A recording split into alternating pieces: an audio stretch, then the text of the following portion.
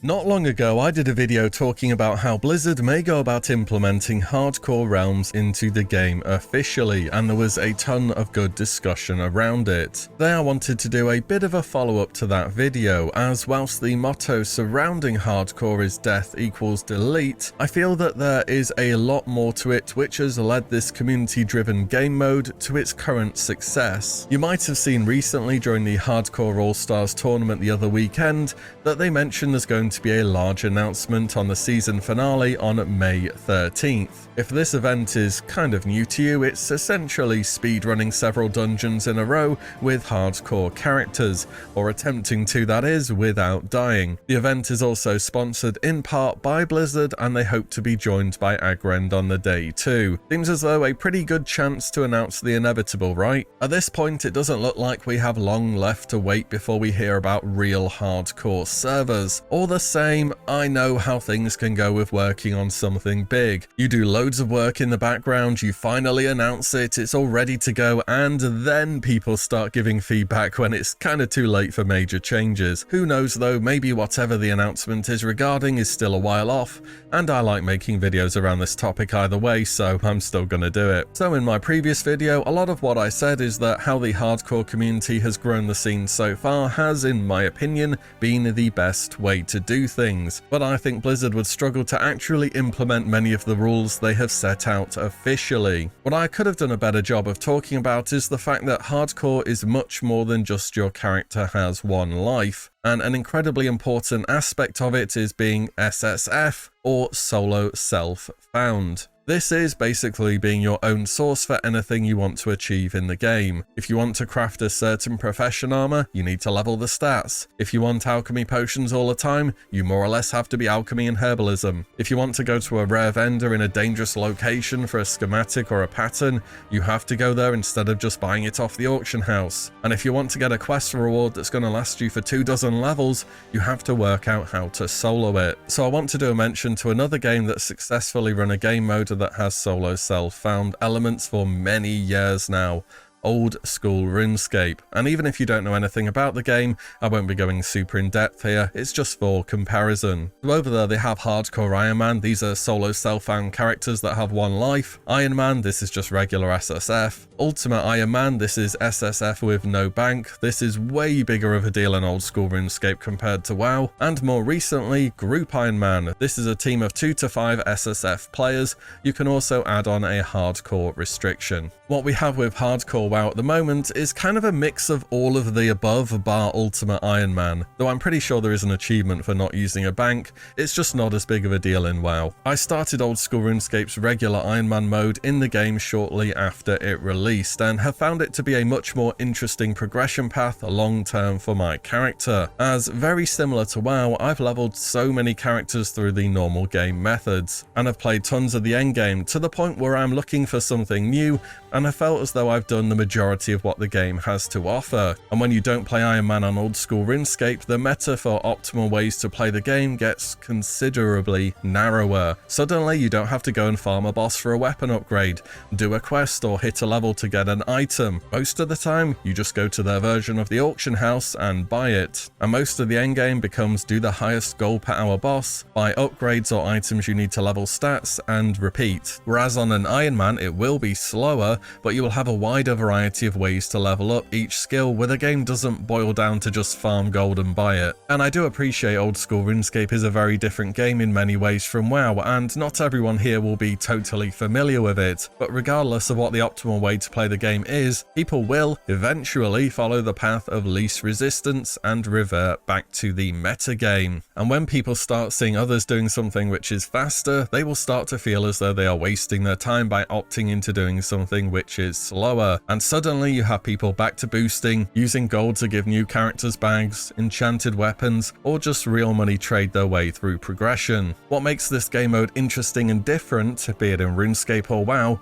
isn't about what you can do, it's about what you can't do, and that's what makes part of hardcore so engaging. Your fresh character is always fresh. Sometimes they get given a bunch of bags in the early levels or a good weapon, and it feels like a blessed character. You make decisions based on your previous experiences, which quests to do and which ones will have a line and you should skip, what zones are super dangerous and which ones do you like, places where there are randomly high level mobs or escorts where they spawn half a dozen mobs to catch you off guard. And you know everyone around you has had the same experience. You choose professions based off of what you want in the long run, and you are, well, self-sufficient, basically. Hardcore started off with the idea of death equals delete, but over time has evolved massively. Unofficial servers have, strangely enough, done the scene a huge favour. As there's currently no way to know who or who isn't a hardcore character, rules have been made to try and keep players honest in their pursuit to level 60. Rules such as no trading, auction house, mailbox, grouping, and so on. And it's under this rule set on unofficial servers that hardcore has grown to the size it's at now. This format works. And as somebody who does a YouTube, when you find a format that works, you don't go changing it. Though hardcore has made some concessions because WoW as a base game was not designed around the idea that people would want to play it this way. Under the current hardcore rule set, you can run each dungeon once on your journey from 1 to 60. This aims to stop excessive dungeon farming for XP and items and keeps players in the open world. There was a comment on the previous video saying how about dungeons are treated more like raids with a 7-day lockout, and I thought that was interesting. Maybe you could even go down the ZG route and have a 3-day lockout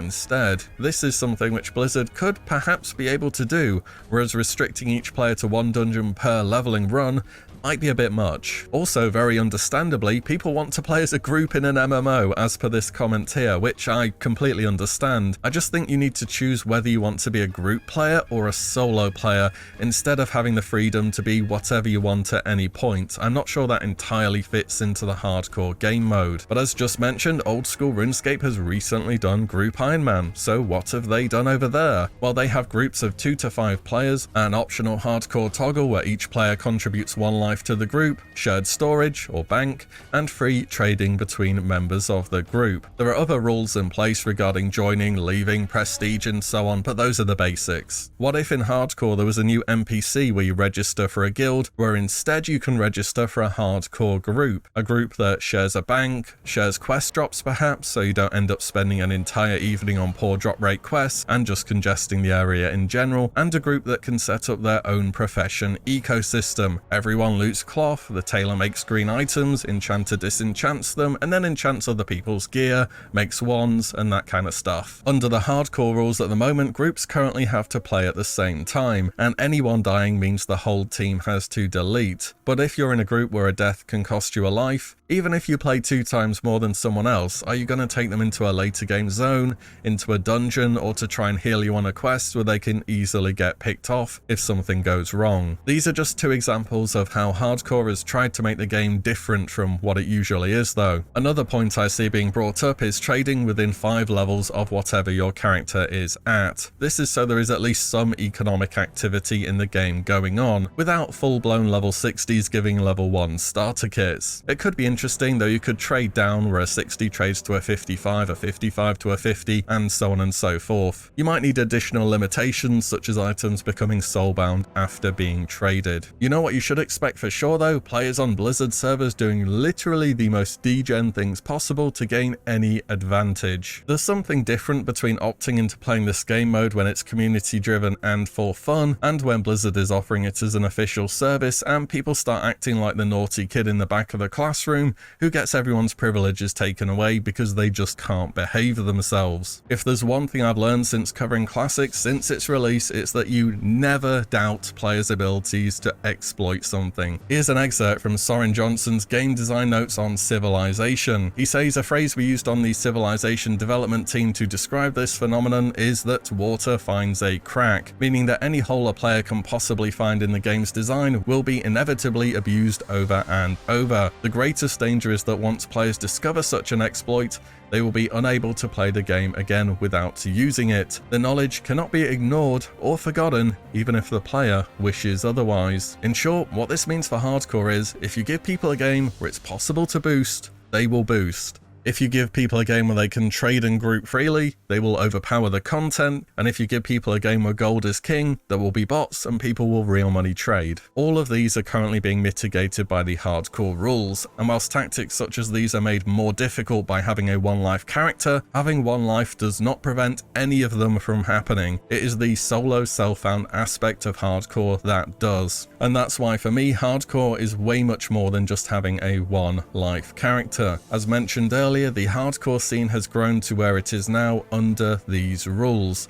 It's proven to be a format that has seen exponential growth with no signs of hitting the brakes anytime soon. I'm hopeful that what's made hardcore to be where it's at the moment is something that we can find on Blizzard's official servers, but I guess the announcement on May 13th will tell us soon enough either way. But that's just what I think, both as a classic WoW enjoyer and someone who's spent many hours playing a solo self-found game mode on another MMO. What do you reckon? Is a one life character enough for you to be happy, or are you looking for more of a continuation of what has made hardcore reach the point it's at the moment? Let me know below. And as always, thank you all so much for watching and listening in, and I'll see you all on the next one very soon.